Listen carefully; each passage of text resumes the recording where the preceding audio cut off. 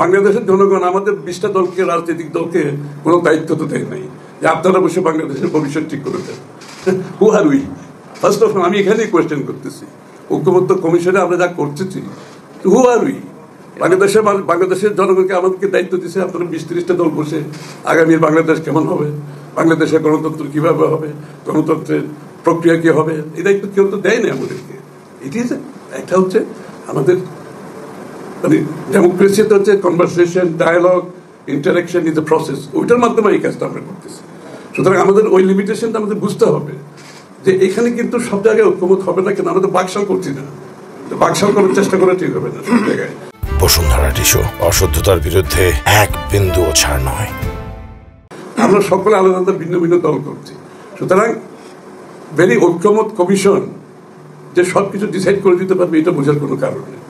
যতটুকু কনসেনসাস ঐক্যমত হবে ততটুকুতে ক্লোজ করে বাকিটা আমরা, সাইফুল ভাইও বলেছে, আমরা প্রত্যেকটি রাজনৈতিক দলের অধিকার আছে জনগণের কাছে ম্যান্ডেট নেওয়া, আগামী নির্বাচনে আমরা নিয়ে যাবো সেখান থেকে। এখন এখানে যেমন বিএনপির 31 দফা সবকিছু আসেনি, আমাদের তো কোনো সমস্যা নেই। রুবেলের দলেরও সবকিছু এখানে আসে নাই, মান্না ভাইয়ের দলেরও আসে নাই, সাইফুল ভাইয়ের দলেরও আসে নাই, সমস্যা নেই, আসার কোনো কারণ নেই।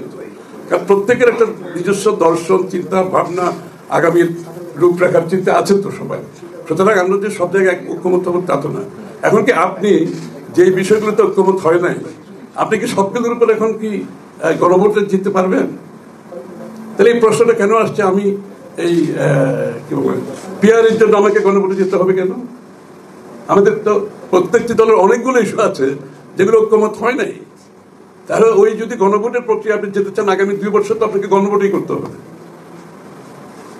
ফার্স্ট অফ অল এই দায়িত্ব আমাদেরকে কে দিয়েছে এই সিদ্ধান্ত নেওয়ার জন্য? আমাদেরকে জনগণ এই দায়িত্ব দেয় নাই। বাংলাদেশে একটি অন্তর্বর্তী সরকার গঠিত হয়েছে কিসের ভিত্তিতে? কারেন্ট কোন সংবিধানের ভিত্তিতে হয়েছে? তো বর্তমান সংবিধানের ভিত্তিতে এই সরকার চলছে এখন।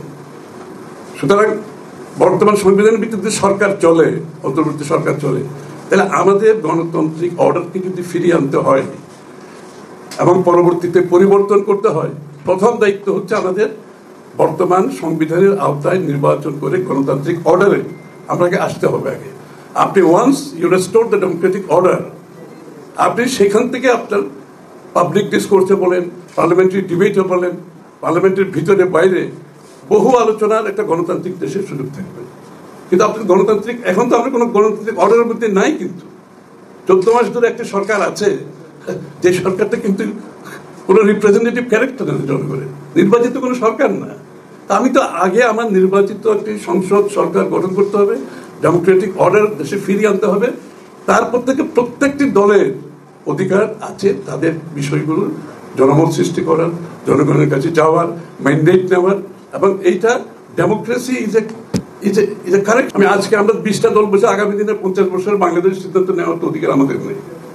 আপনাকে ডেমোক্রেটিক অর্ডারে গিয়ে ডেমোক্রেটিক প্রসেসের মধ্যে থেকে আপনার কথাগুলো বলতে হবে, জনগণকে আপনার বিষয়গুলোকে নিয়ে আপনি জনমত সৃষ্টি করতে হবে।